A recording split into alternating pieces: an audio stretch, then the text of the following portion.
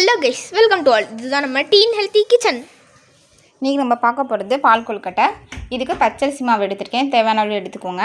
இதில் உப்பு தண்ணி தெளித்து கொழுக்கட்டை உருட்டுற பதத்துக்கு மாவை பிசைஞ்சுக்கோங்க. கொழுக்கட்டை பிடிக்கிற அளவுக்கு இந்த பதத்தில் பிசைஞ்சுக்கோங்க. இப்போது இதை நீளமாக இந்த மாதிரி குட்டி குட்டியாக பால் கொழுக்கட்டை மாதிரி உருட்டி வச்சுக்கோங்க. இது எதுக்கு இந்த பெரிய உருண்டைனா லாஸ்ட்டாக கரைச்சி ஊற்றுறதுக்கு.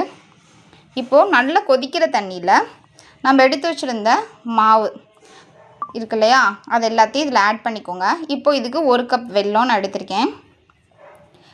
இனிப்பு உங்கள் சுவைக்கேற்ப எடுத்துக்கோங்க.